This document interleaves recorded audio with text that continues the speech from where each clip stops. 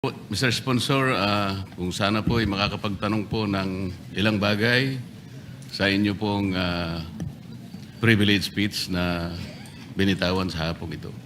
Certainly, Mr. President, with pleasure. Mr. President, unang-una po ay pinasasalamatan ko ang ating, Senate President sa paglalahad niya ng kanyang makulay na kasaysayan kung paano po pinasimulan ang kanyang inisyatibo para makatulong po sa pagsugpo ng droga sa ating bansa. Napaka-importante po talaga na ito po ay diretsahang mabaka po ng ating pamahalaan para sa ganun ito po ay mapuksa sa lalong madaling panahon. Ngunit kagaya po ng paghahalimbawa na ginawa ng ating Senate President, para pong maski po siya'y nalulungkot sapagkat nung siya po ay nagsimula niyan, siya po ay Vice Mayor po ng Quezon City. Pwede po bang maitanong, Mr. President, kung anong taon po yun?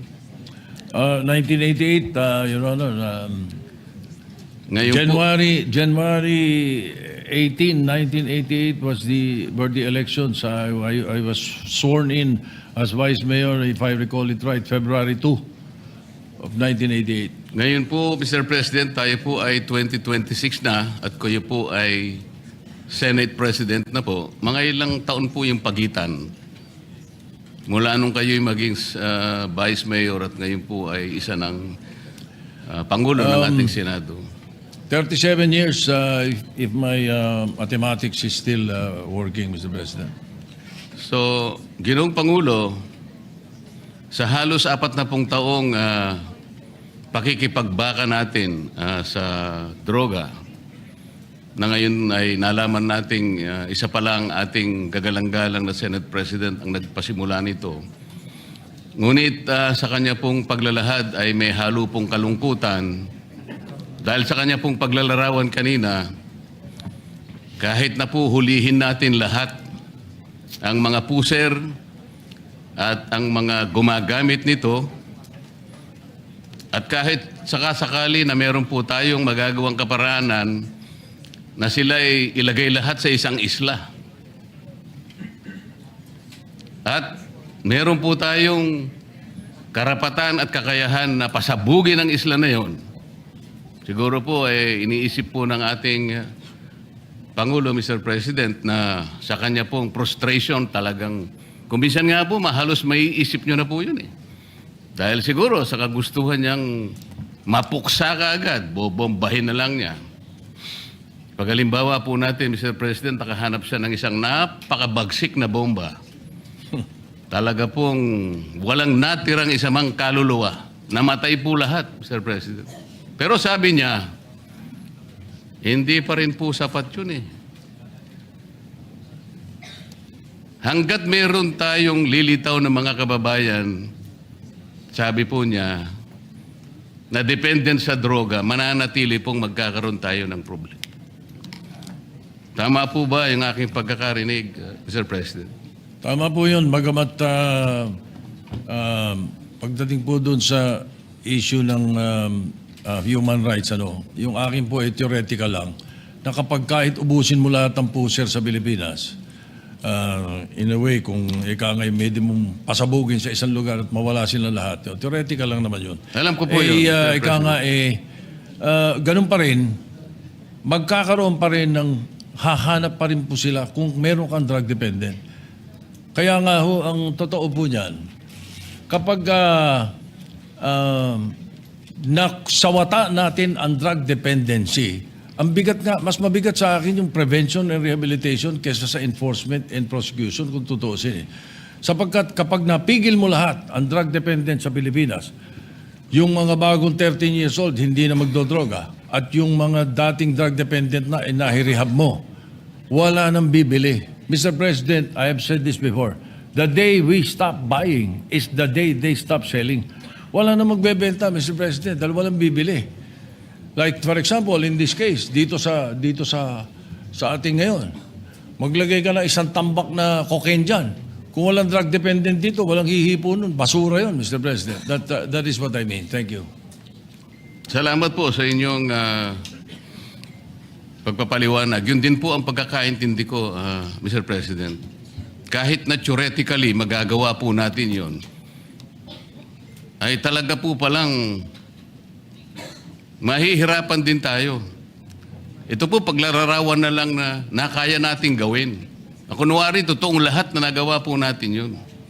Mananatili pong maharap po tayo sa problema dahil may babangon po pang mga iba pang mga drug dependents na ang pinagmumulan po nito ay marami pong mga problema sa buhay. Iba't iba pong kalagayan sa buhay. Halimbawa po, Mr. President, sa napakahirap pong kalagayan ng napakarami nating mamamayan ngayon, yung kanilang pong pagkain lang, Mr. President. Ngayon po, halos na doble na po ang presyo ng mga bilihin ngayon. Isama po nyo yung gamot, yung lahat po ng pangangailangan para mabuhay ka lang ng disente. Kaya kung minsan po nagagawa na ng mga tao para malimutan lang ang problema na kanilang kinakaharap sa araw-araw. Lalo pa nga, isama mo po ang kanilang mga anak. Kaya po sila nakakahanap ng paraan para malimutan siguro yung problema. So, kung hindi po natin maayos ang problema nating pang-ekonomiko, socio-economic problems, yan po talaga ang kausa. Yan po yung pinagmumulan ng problema kung bakit lumalala at lalong nagiging mahirap para bakahin natin ang problema ng droga. Sa makatwid, Mr. President, hindi lamang po yung actual na paghuli sa mga gumagamit ng droga, i-reinforce natin ang mga batas, i-prosecute natin, i-rehabilitate. Kinakailangan po nating puntahan yung pinagmumulan muna ng problema kung bakit nagkakaroon ng mga taong sa pilitang gumagamit ng droga. Sa makatwid, lalong mas malaki po yung problema ang kinakaharap natin. Hanggat hindi po natin na isasaayos ang napakaraming problemang bumabalot sa ating bansa, mananatili po na magkakaroon at lalo pa pong magkakaroon at dadami pa ang mga taong maghahanap ng pansamantalang pagtatakip ng kanilang problema. Yan nga ay sa pamamagitan ng paggamit ng droga. Tama po ba ang aking assumption, Mr. President? Yes, Mr. President, maraming salamat po. Maganda yung napunto ninyo sapagkat you are absolutely right. But hayaan niyo pong dagdagan ko. Ano? At hindi lang yung ikang escape ang pinag-uusapan dito. As a matter of fact, thank you for reminding me because if I am asked, may mga drug dependent hanggang ngayon, drug dependent pa rin kahit ubos na droga. Ano ba problema? Ayan ang tatanong. Ano ba ang pinagsisimulan niyan? Mr. President, I have used an acronym, PEACE, P-E-A-C-E, to describe it. And that encompasses and includes what the distinguished gentleman from Tarlac said, Senator Marcoleta. Tama po yun. Because P stands for peer pressure. Yan po isa sa mga dahilan. Sa eskwela, sa barkadahan, naku, pag hindi ka sumubok, ganito. Isa po yun. Yung E sa peace stands for escape. Yun mismo yung sinasabi ninyo. At yun ang isa sa mga dahilan. Parang escape po yan. Nakala nila, makakatakas sila sa problema nila, makakatakas sila sa kahirapan nila, sa pamamagitan nito. Mali po. Lalong nadodoble ang problema nila. Yung A naman sa peace stands for availability. Napakalaki hong negosyo nito. Ito po, bilyon-bilyones na dolyaris na negosyo ito. That's why these people, these drug lords, these drug pushers, especially high-level drug traffickers, will make it available in your streets, in your homes, in your schools, everywhere. They will make it available. At kukumbinsin kayo na sububok at malulung dito sapagkat negosyo po ito. It's a $1 trillion industry in the world. Yun naman pong C sa peace is curiosity. At yun ang pwede nating iwasan doon sa sinasabi kong prevention sa Drug Abuse Resistance Education Program ng mga kabataan. Curiosity po ang simula nung iba. At yun namang E sa peace is emptiness.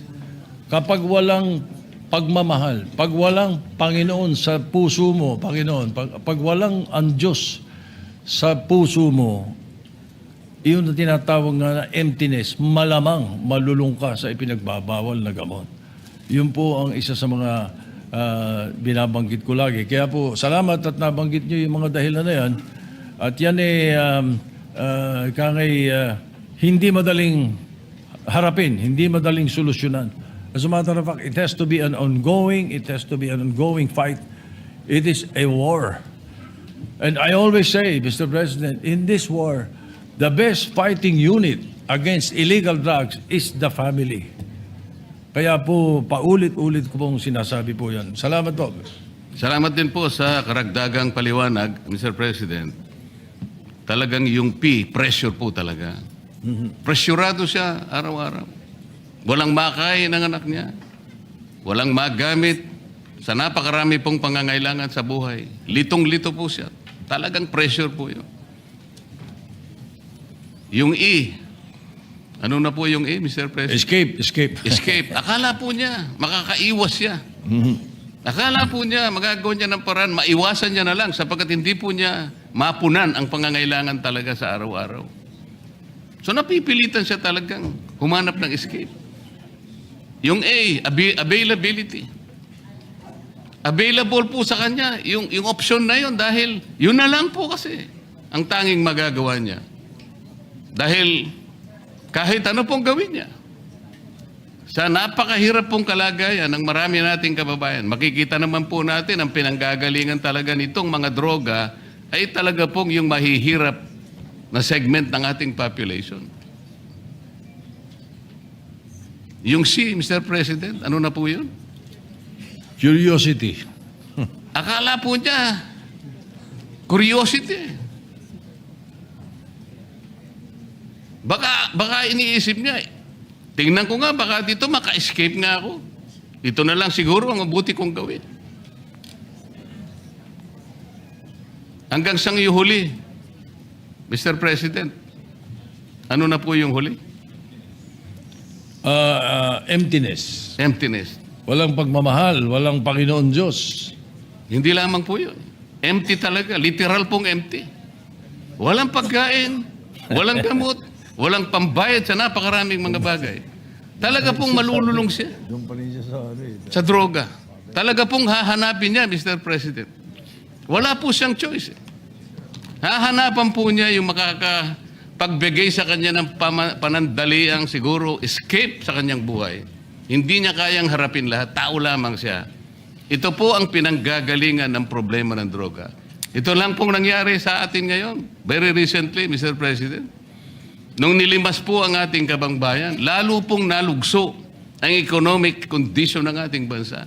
Lalo pong tumaas ngayon ang bilihin. Maski kanino po kayo magtanong ngayon. Litong-lito ang ating mamamayan. Kaya alam ko po, lalong dadami na naman ng droga. Nakakalungkot po, nakakatakot. Sana po ay unahin natin sana yung pinagmumulan ng problema ng droga. Ito po yung pangkalahatang kalagayang kabuhayan ng ating bansa. Maraming salamat po, Mr. President. Maraming salamat po sa inyong panahon. Thank you. Just for the record, Mr. President, tayo naman po ang Kongreso at Senado, hindi po nagkukulang kung tutuusin. Lagi po nating hinaharap ito. At meron nga po tayo mga tinutulak na mga bagong batas na pwedeng sumagupa dito.